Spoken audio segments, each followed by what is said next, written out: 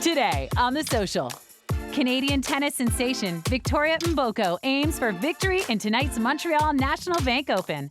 We react to her surprise serve on the courts. And some parents aren't monkeying around on the playground. Why one writer argues moms and dads shouldn't be their kids' playground playmates. Then, jerk seasoning is always in season. We step into the kitchen with Chef Nicole King to try her specialty jerk fusion recipes. Plus, life can be sweet no matter where you are. Dessert-forward destinations from travel expert Jennifer Weatherhead. It all starts now on The Social.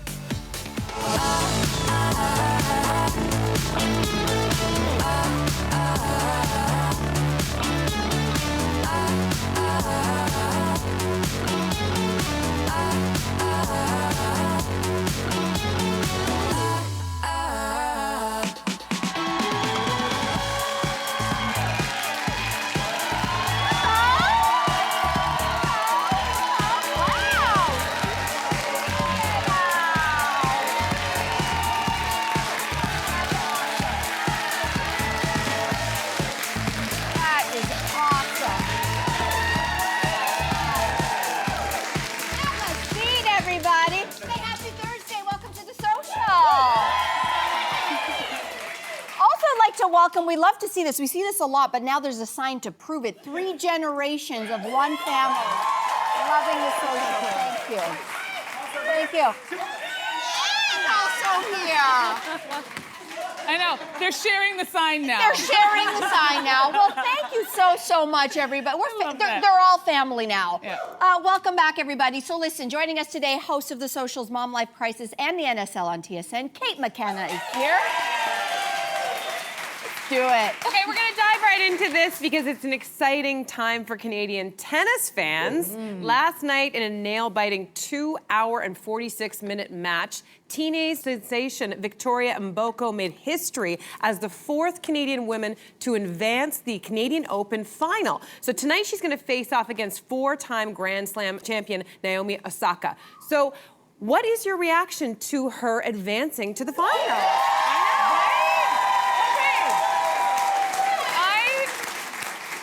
So excited. You guys can't see it, but I'm shaking a little bit. I'm so excited. Okay, I just need to say this.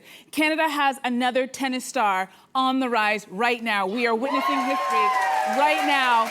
We've seen this a few times. Jeannie Bouchard, Leylah Fernandez, Bianca Andreescu. And now we have Vicky Mboko, who is 18 years old and has the power and skill and maturity of someone way beyond her years. Just before we started the show, I was actually watching News Channel, and her first tennis coach, Doug Burke, was on, and they were asking him all these questions about her skill and her talent. He's like, she showed this type of poise and focus when she was 4 years old. And she had the skill, I know, at 4 years old, it's incredible. So it was so great to see that because we're seeing that right now. And anybody who watched that semifinal match, there were some ups and downs. She got injured. And then I saw her coach do something. She would just look at her coach and her coach would do this, which was focus. No matter what's going on, focus. And every time she did that, she came back and she got the match point. And I was like, you know what? We're witnessing history. This young woman went from 333rd and now she's poised to be in the top 33 of tennis players. This is incredible. And it's interesting that we're watching this because she's playing Naomi Osaka, 4-time Grand Slam winner. Not a big deal, whatever, don't be nervous. Yeah. But this reminds me of, do you guys remember when Naomi Osaka had to go up against Serena Williams? Of course. And she beat her, and that was the beginning of her, this rise of her star. I feel like we're watching that right now. But I also feel like, win or lose, we are watching history, and this young woman, her star is rising, and I know we're gonna be talking about her a lot more. I don't want to humble brag or anything, because you were saying that, you know, her coach could see this at age 4. Yeah. I played with Vicky Mboko when she was 8. What? Come on. I know! How did that happen? It was for a news story. What junior program are you weaseling your way into, Melissa? You know, listen, we come from the world of news, and you get thrown to stories, and they were like, there's this young, great tennis player, and it must have been during a sweep of the Serena Williams, maybe even Venus Williams. This is going back a decade, and they were like, she's going to be something. And I'm like, she's 8. Okay, sure. Yeah. But look at her now. Did she beat you? You know? Did she beat you? That's a great question. So, Cynthia asked, did she beat me? Yeah. She beat me so good. Yeah. She was 8. That's amazing. So listen, That's amazing. it did start early, and I did have the chance to hang out with her parents and actually a few of her siblings. She's the 4th of 4. They all play tennis. And so when you look at that maturity at only 18, the poise, the control, she never lost it. Even though she was almost out so many times yesterday and made me stressed, she always brought it back together. And I think that the apple doesn't fall far from the tree. I think when you looked at Dad, who was watching her, Dad and Mom, and some of her siblings were in the audience, Dad has also that self-control and poise. Every time she would score a point, there's, Mom in blue, she's cheering. We can't even see Dad. You know why? Because he doesn't barely get up, Yeah. And this was finally when she won. It was the first time the whole match that he actually smiled. The first time he got up and smiled was when she won. Yeah. So I think she gets a lot of that self-control and strength and confidence, quite frankly, from Dad also.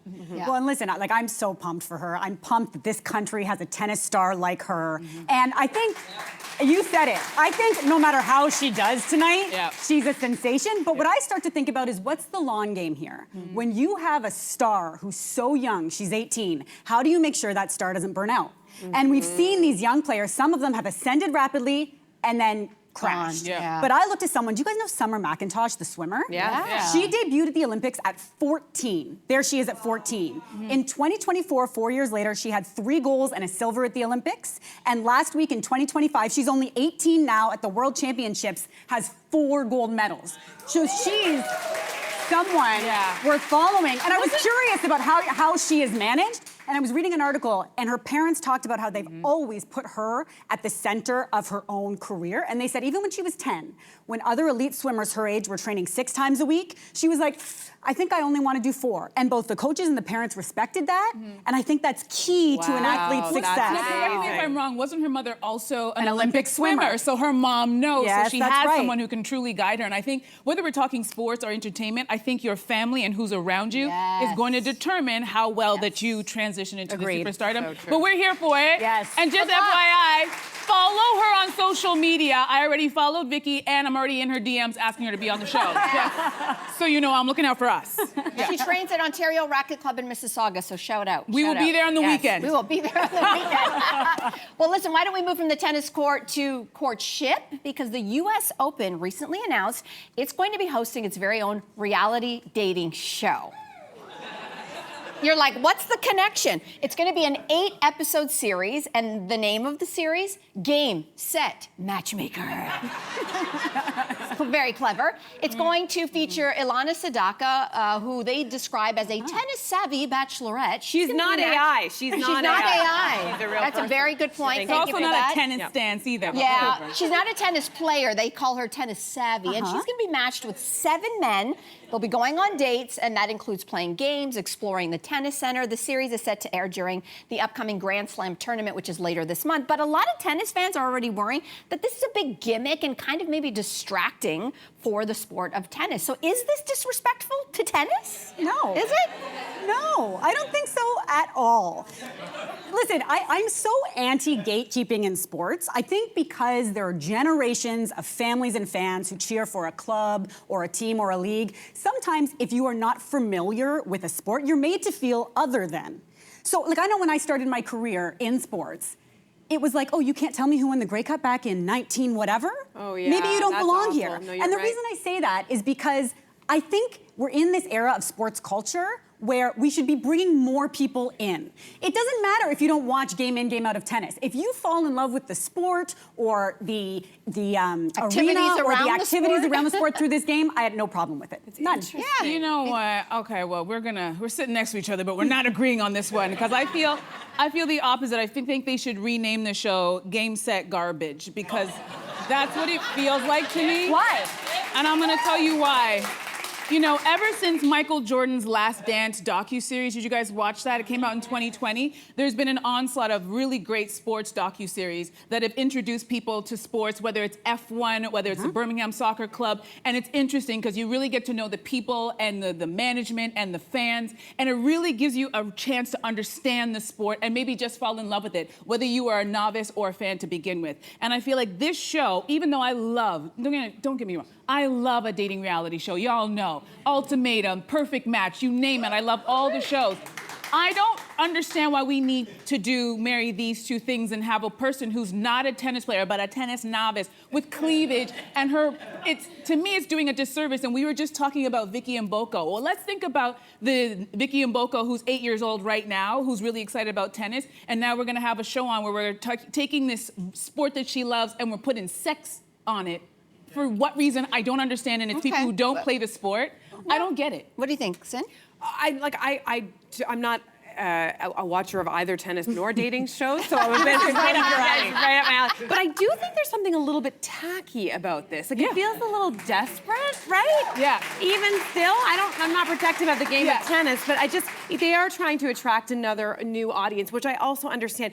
Even though I didn't know this, even though tennis happens to be one of the most popular games in the United States, like people love to play it. 26 million people. It isn't the most, it draws a smaller viewing audience than both football and basketball. And also Gen Z in general isn't watching So as many Gen sports. Z is watching reality dating shows. That's right. So they're trying, it's a business But you're decision. trying to tie two things. I know, but I guess they're just trying to like bring in the next generation of audience, because presumably if less and less young people are watching it, eventually live sports things could presumably die. What my question is why tennis? Like, how would people feel if this was a Super Bowl dating show, or if this was like a Stanley Cups dating show? But like, would we feel like I feel like there's some fans who would come I think that this is a trial. Don't you think this is? It's only going to launch on YouTube to start.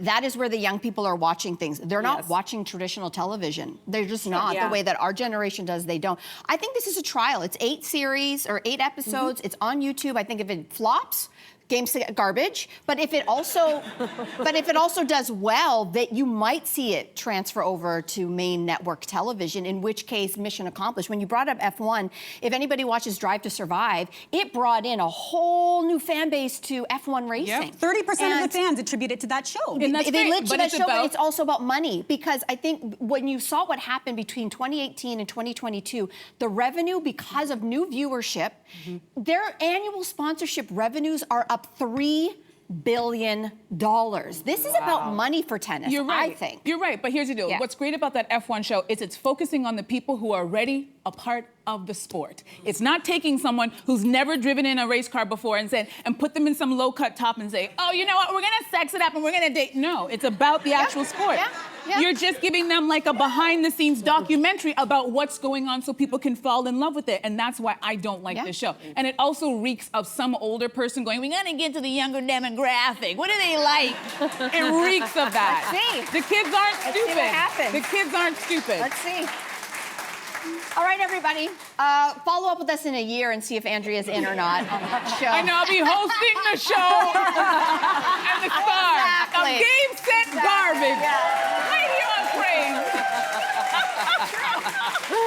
You're a sucker for those shows. I know you. I know, Okay, let's take a quick break, everybody. And then should we be playing with our kids at the playground? I know, it sounds like a simple question. Wow. I think it's going to get spicy in 2 minutes. We'll be right back.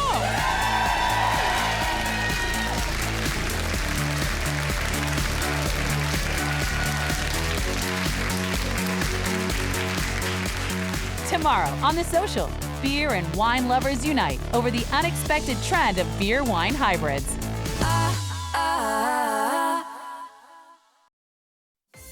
Next week on The Social, how to wear white and get it right. Stylist Erica Wark is back to show us how to wear and pair the hottest colors of the season.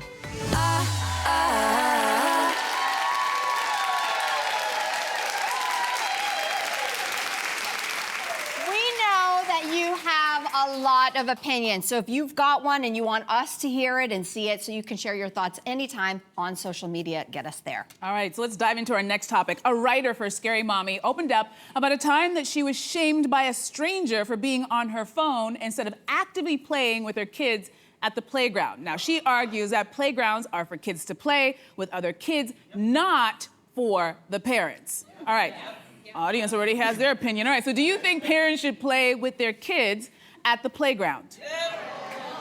Wow, okay. Wow. All right, parents. Okay, what do you guys- I love this topic because I agree. I agree with all of you. I think the majority of you. Number one, I'm going to make an admission here on TV. You know, parents often will say that they had different ages or phases of their kids' lives that they enjoyed more than others. I did not enjoy the playing part of playing. I didn't like it. I'm sorry to admit it, but I was never the parent that played. It was always Ryan was the one who played. So I'm not shamed to admit that. So obviously in the playground, no, I'm not up in there in the sandbox with Marqueza. I also do believe the element of this is there's two things happening here. Yes, a lot of parents are on their phone too much. That's true. But the other part of that is sometimes, especially mom, also needs a break for a minute. And if the playground is the place that you say, okay, it's a safe environment, there's other kids. I have one child. She needs to be with other children. If that's the moment that I can go, and she's okay, don't judge me. I think it's totally fine. I think it's totally fine. All right, what do you think, Kate? I think about this a lot. I have a 3- and a 6-year-old, and I spend a lot of time at playgrounds. I think what irked me the most about this article is it was this woman yapping too loudly, shaming the mother who's on her phone. And I think in that moment, she's making an awful lot of assumptions about what that mother's doing on that phone. She may be scrolling Instagram or TikTok, and guess what? She's allowed, if that's how she wants to parent and take a break. She may also have been doing things like pre-ordering groceries, buying a gift for an upcoming children's birthday party, making dentist appointments, actively trying to manage the emotional and actual labor of a household, while also watching her children and getting them outside so they're not on screens. So I think we should stop making assumptions about what mothers are doing on their phones. But I also think another part of the problem here, and you touched on it, Mel, is when I was growing up, my parents sent me out the door and I could go to the park by myself, but that's because there were other children at the park for me to play with. Now, in my experience, that's not the case. There isn't that same collective, that same community. And The village is gone. The village is gone. So there is part of me that thinks, you know what? Maybe sometimes I should put down my phone and play with my kids, in part because there aren't other kids for them to play with. And at the end of my life, you know what I'm not gonna say? I'm not gonna be sitting there being like, you know what I should have spent more time on? Instagram Reels. Yeah, it's true. You know, Never. I'm probably gonna think I should have spent time playing with my kids. Yeah. You know what I wish? I wish that woman had said that to you. She would have got it.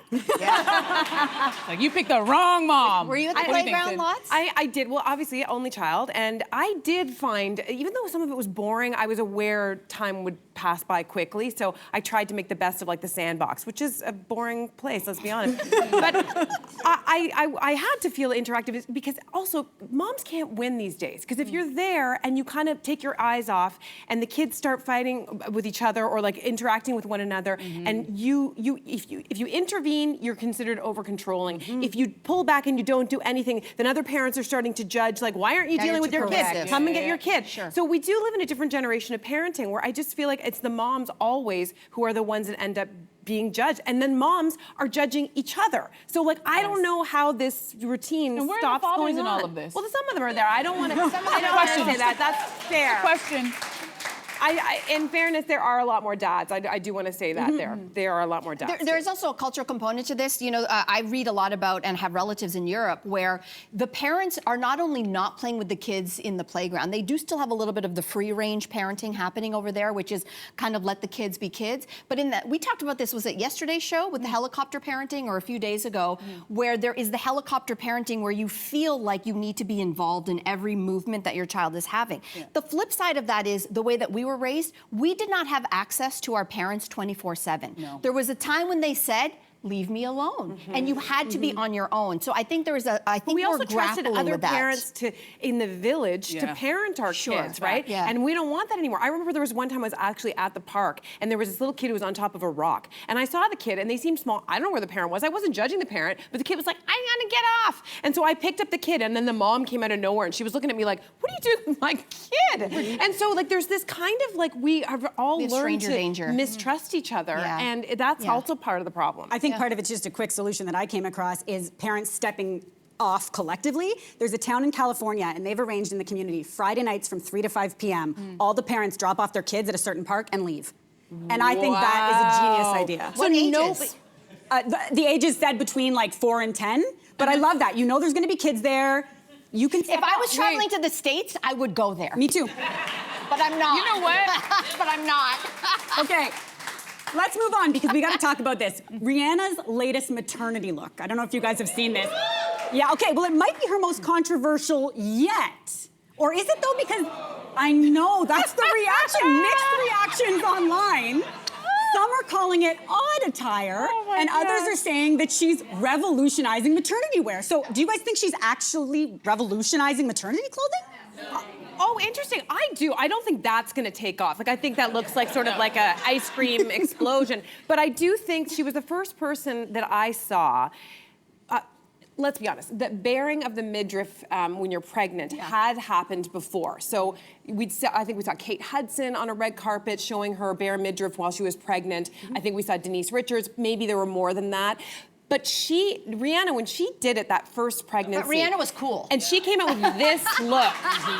That was the first time ever that I actually started to see women on the street doing this. And I've always felt like that was like so vulnerable to have your pregnant belly out there like that. But I feel like she has revolutionized it in that way. It trickled down to the streets. See, this story to me is a non-story because it's like Rihanna's always been that girl. She is that girl. She'll always be that girl, whether she's pregnant or not pregnant. There's an expectation. She's also a rock star, and she had her babies with another rock star. So I've never seen Rihanna like not look good. And we also have to remember, I'm not a pregnant woman, but if I were a pregnant woman, I'd be a little annoyed by this conversation because I'm like, first of all, she's a superstar, and she has a team of people to make sure that she can look like that with her belly properly moisturized, hair and makeup done, jewelry on, the crucifix is in the right place. Let's not forget that. And also, she's not at the grocery store when we see these pictures. These are paparazzi or professional photographers taking these pictures. I don't know about y'all, but when I leave the studio, no one's taking my picture while I'm at No Frills, picking up like stuff that I have to buy. So I think we have to keep that in mind. But you know, she's also not the first celebrity to do this. I feel like we've seen a lot of people. Beyonce, are we forgetting?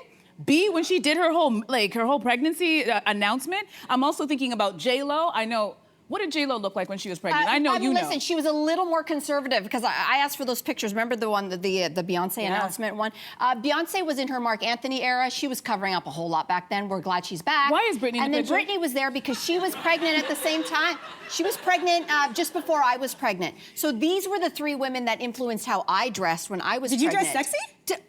I was pregnant in front of Canada for a whole year, and I was like, tighter, tighter, tighter, please.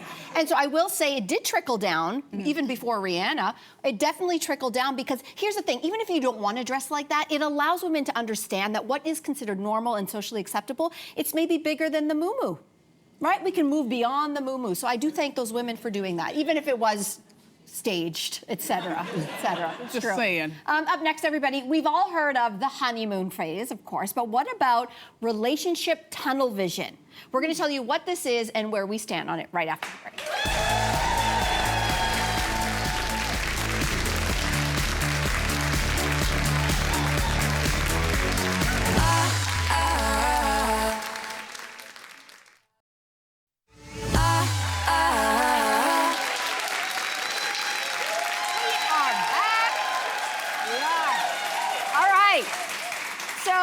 A woman wrote to the Washington Post for advice. She said her friend has recently started a romantic relationship and can't seem to talk about anything other than the new boyfriend. She says she's also become flaky. She barely returns texts anymore. But as the last single person in the friend group, she's worried she'll seem jealous if she confronts her friend about this. So how do you handle what is being called relationship tunnel vision? Get in a relationship, it's all you can see, it's all you can do. I mean, we've all been there, right? Like, Yes. there is that phase of a new relationship. It's often called limerence, and it's characterized by that sort of obsessive... Limerence? I thought it was just horny. Well, that's one way to put it as well. But that's part of it, for sure. But it's also that kind of like, I can't think about anything else. I'm totally obsessed. This person can do no wrong. There's sexual excitement. It's all those things. It's this very potent cauldron of hormones, for sure. And I think I have a friend who's going through this right now, and I just like love them through it. I'm just like, you're gonna come up for air eventually. And literally and figuratively, you're gonna come up for air eventually. I think the one thing is that we don't talk enough about, though, is the grief component that can go along with that. Because if you're used to a particular dynamic with a friend, like let's say whether they're in a relationship or not, you guys always take solo vacations together or something like that. And then all of a sudden, this new relationship means that they're now going to be taking vacations with that person, or they're going to try to bring that person with it. It changes the dynamic, and I think you go through a grieving process that is hard to talk about because you can't really share that with the friend, and there's no real guidebook to deal with it. Can you not share it with the friends? I don't think you can. I mean, maybe you can, but maybe you also just have to wait it out, like, and just see where it lands 6 months down the road, if they come back to themselves, Yeah. or if you have to reimagine a whole new dynamic with your new relationship. Interesting. This has happened to me plenty of times. I don't think I ever grieved over it. No? No, I think I just kind of expected it because I know what it feels like. I always put myself in the other person's shoes. I'm like, okay, dating is hard enough. You found someone that you actually connect with, you're gonna be excited. And I want that for you. I want you to have that love. Sure. So what am I, as the friend who's single, what am I saying to my friend? I know you're excited. I know you guys are doing stuff with each other, but what about me? It feels a little bit, I don't understand how, like, it's not gonna be a natural way for your friend to wanna hang out with you. If she wants to hang out with you, and it's kudos to people who can get into a relationship and still balance all of their friendships. We would all like to be that person. I also think it's healthy for a woman to maintain that boundary so that the guy can see that she's not throwing her entire self into him, but that's another story.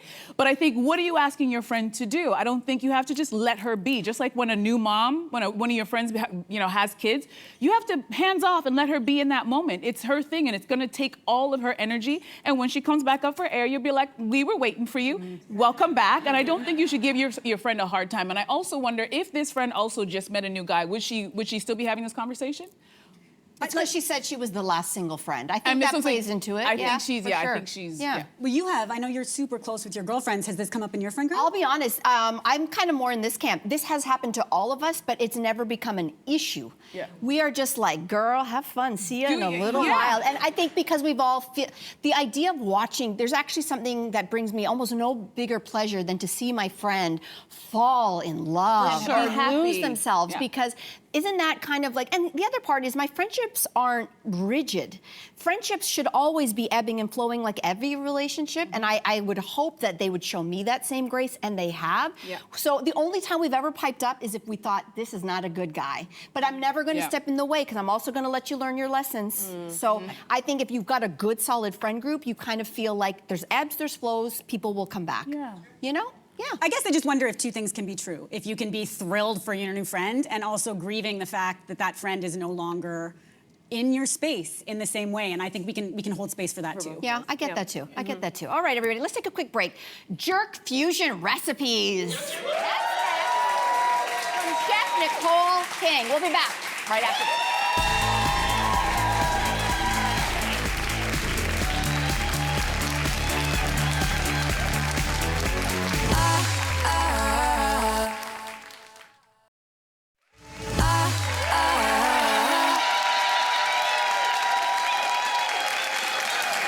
Welcome back. Well, if you've never tried jerk before, you're in for a treat because our next guest is here to introduce one of my favorite flavors. Chef Nicole King, famously known for her jerk infusion recipes, is here to educate us on jerk seasoning, how to best cook it, fuse it, and pair it. Please welcome to the show, Chef King. Yes.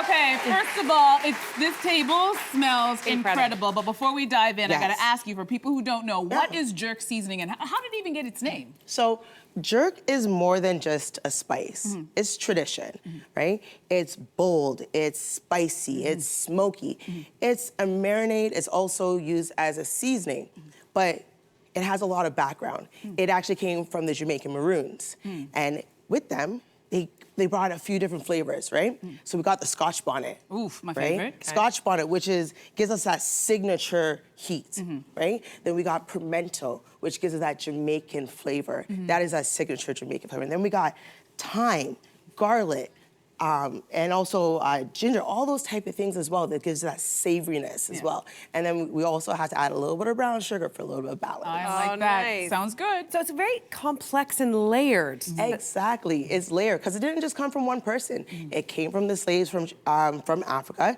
and then they marinated with the natives in Jamaica, and that is how we have our whole Jamaican vibe. That is how we even got jerk, because we had two continents that literally came together and made something. So I love it that it's like a fusion right out of the gate. Right off the bat. That's so Yeah. incredible. Fantastic. I So didn't know that. talk to me about, like, does it matter if it's a dry rub or like a wet marinade? So it really depends on what you're cooking, right? And the style of cooking you're doing. So say if we're barbecuing or we're baking, we're gonna wanna use more of a wet marinade because you're gonna wanna do that for like 24 hours, right? if you let your food marinate for at least 24 hours, you can get the bone, you get the flavor deep into that bone. But say if you're like pressed for time, a dry rub is easier.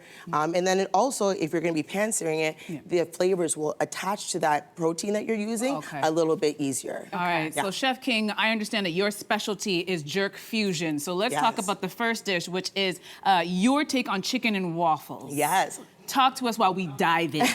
Well, we all know chicken and waffles is a staple, but I love jerk chicken. I love jerk, so I'm like, why can't I have them together? So I decided to do a fusion of them. So this is my jerk fried chicken, and then we have the plantain waffle, because that's gonna give you a little bit of that sweetness, right? To kind of tame that jerk flavor. You gotta be kidding me, man. My God. Oh my God. Oh my. This is the greatest thing I've ever tasted in my life. You made a good dish. Fantastic. With Oh, this. well, thank you, my thank God. you. The flavors in here, they balance each other so well. Again, that sweetness with that spicy and that smoke, perfect combination. Okay, here's a question. Jerk purism, like, do we need to have it made from scratch, or can I go to the store and buy it pre-made? Is that allowed? Oh, definitely allowed. There's so many different jerk sauces out there right now. They're pretty much sold in any grocery store. What I always tell people though, just because you bought it doesn't mean you can't continue to layer it. Oh, add more. Add more seasoning. Add your house seasoning to it. Again, jerk is complex and is layered. Gorgeous. So go ahead and add your layers All to right, it. and let's talk about the waffle, because I understand you made it with plantain. Yes. Not plantain, because we Hey, had this discussion. hey, plantain. Is it plantain or plantain? It's plantain. That's what I'm saying. There Okay, we thank you go. very much. So talk to us about how you convert the plantain into waffle. Yeah, so here we are, some beautiful plantains. You want to get your plantains very ripe, almost to the point where they're overripe. Okay. So you can get a nice, good, easy mash on there. And if you want to infuse more flavor into there, you saute it for a little bit, add a little brown sugar, and it's going to heighten out those flavors for you. So good. Okay, so my background is Italian, and I understand this next dish is a bit of a fusion of Italian. Yes. And this is the lobster rasta pasta. Talk about this dish. Yeah, so this dish right here, I grew up in Pickering, and one of my closest friends in Pickering is Italian. So from a very young age, I started fusing my foods together, and it's because I love pasta so much. So I decided to put these two together. So this is how I came up with my jerk lobster pasta. Okay, so good. just when you think the food can't get better, the food gets better. Okay, so what is in this pasta sauce? So we got some coconut milk and some heavy cream. So there we go, get a little bit of that Caribbean vibe right there, right? That coconut milk is gonna tame down that jerk, right? And then we also have some thyme and some bell peppers as well in there. This one's got a bit of kick. Oh, and definitely Parmesan, yeah. Kick. So good. Oh, am I next? You're Yeah, so no, because I already asked. She's so I know, I food. asked what's in I asked what's in the pasta Oh, you sauce. got it. Okay, okay. Now, let's talk about jerk working and pairing well with food. Yeah. Can you say? Yeah, so jerk, when I think about jerk and pairing, I always try to think of the best foods. Like, you need a dense food to go with jerk. Okay. Right? So dense foods like chicken, pasta, those are the type of things that are gonna go well with it. Also, like dense fishes, like say like salmon, right? We don't want to go with any leafy greens. You don't want something spinach because it's not gonna absorb the flavor. We need something to absorb it. Got it. All right, so we're moving on, and we have the jerk chicken bao buns that you've made for us. This is an Asian cuisine fusion. Talk to us. I know, right? Yeah, so So literally good. this is, we had two street foods meeting together. So we got the Right? right? So we got Y'all the don't Asian even bao know. buns, which kind of reminds me of the Jamaican patties, the cocoa bread, right? And then you got the jerk chicken in there and some mango chow on top. Oh This my just seems goodness. cruel to eat this delicious food in front of y'all. I'm gonna be very honest with you because it's so good. Okay, so you say the bao buns actually remind you of a similar Jamaican dish. Yes, it reminds me of a cocoa bread. Yes, it has that same sweetness and fluffiness to it. Oh my God. Oh my God, listen, Chef King, this has been right? delicious. Oh my Thank you God. so much for Thank stopping you. by. Everyone, Chef King will be at the Jerk Fest Toronto 2025 this weekend, where she'll do live cooking demos and offer samples of great food. You can find more information at jerkfestival.ca. After the break, where to travel to satisfy your sweet tooth. Don't miss it.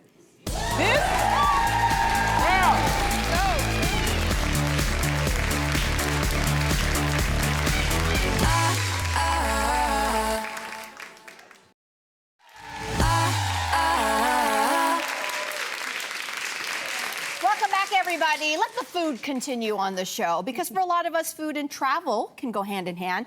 But what would happen if we followed our sweet tooth around the world? I love that idea. Here to tempt us with some sweet treat travel inspiration is our friend, travel expert, Jennifer Weatherhead. Welcome back to the show. Now listen, you're gonna highlight some destinations known for their sweet treats, and we're gonna start by channeling our inner candy-loving child.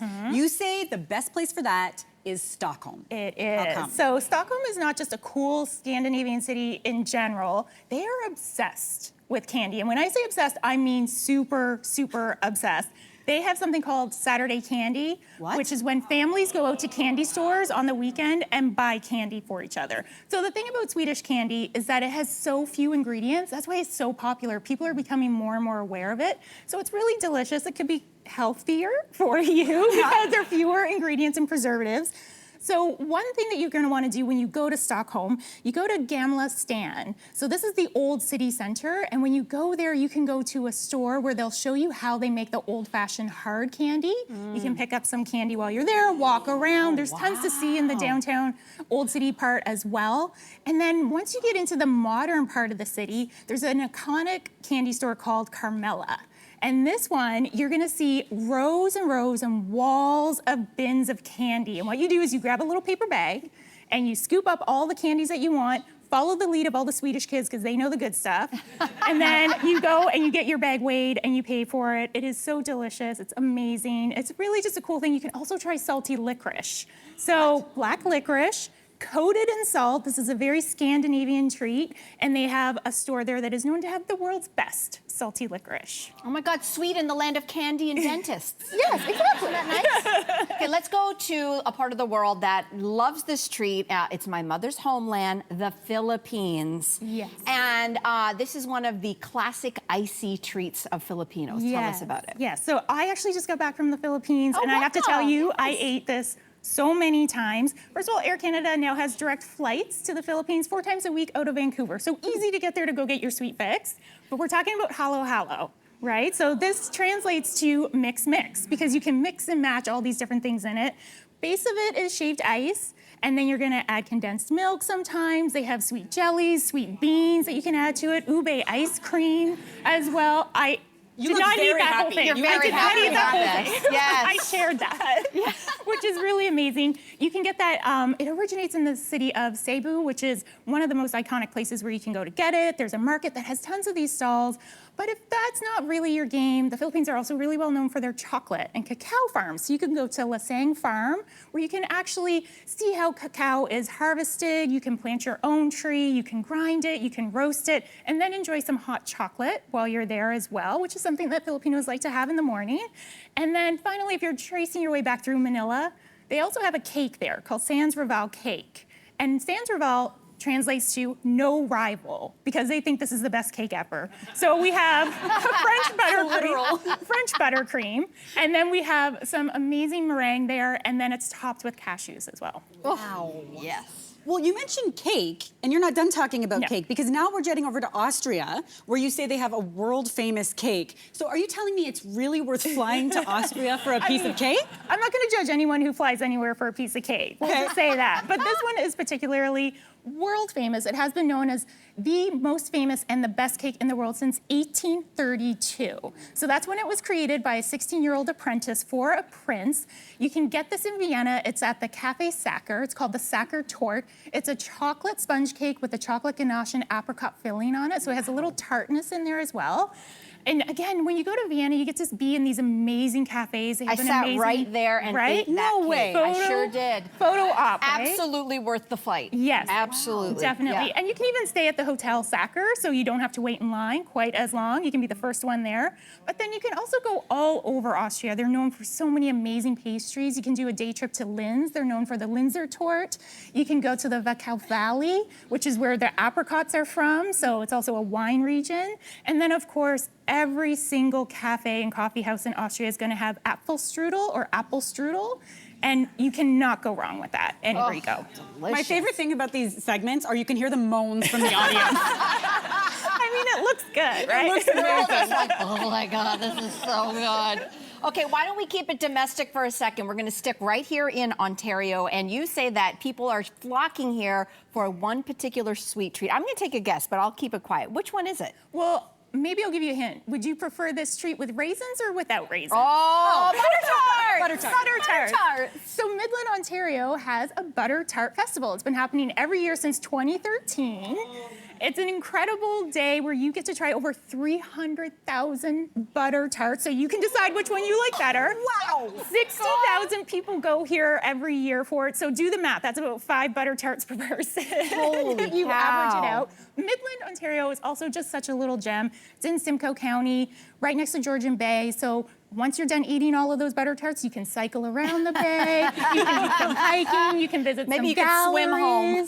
I would suggest staying at the Vandermark Hotel, but book that well in advance. It's a nice little boutique hotel, but trust me, people are gonna be booking to stay there because you don't wanna drive after eating all those butter tarts. No. And to be clear, everyone knows the right answer is without raisins, right? Correct. Thank you. Thank you. Okay.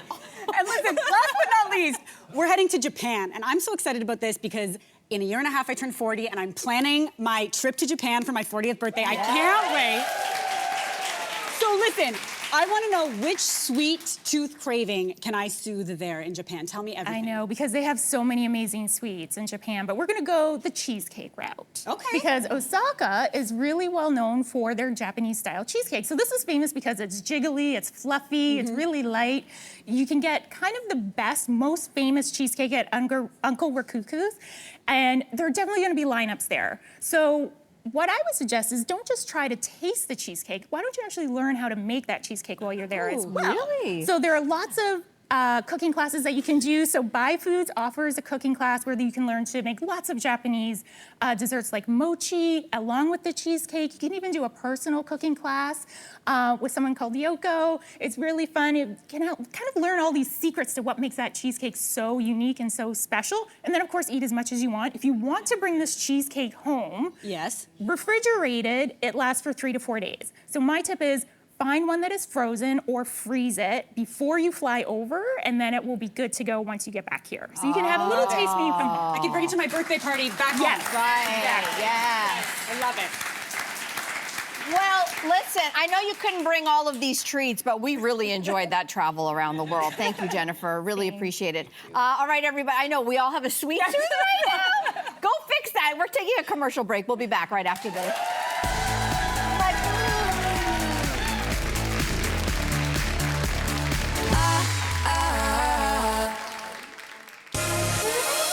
This is probably one of my favorite food segments in the history of the show. Things are heating up in our kitchen.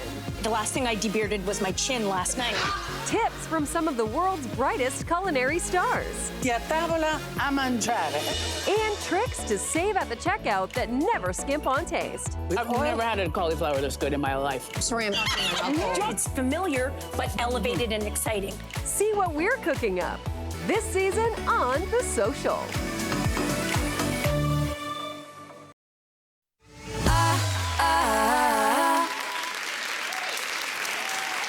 Welcome back, everybody. Okay, tomorrow on The Social, have you ever combined beer and wine before? No. Andrea, Sin, you guys are going to be trying this. It's all the rage in hybrid drinks. You know what? Excited? Whatever the team needs us to do. We will be here for it. That's right. Taking one for the team. Yeah. Okay, that might not be my jam, but I'm going to tell you what we are doing tomorrow that is. It's called the fiber maxing trend. It's everywhere on social media, and we're going to be talking about it. How to get, I know it's not sexy, your daily fiber intake.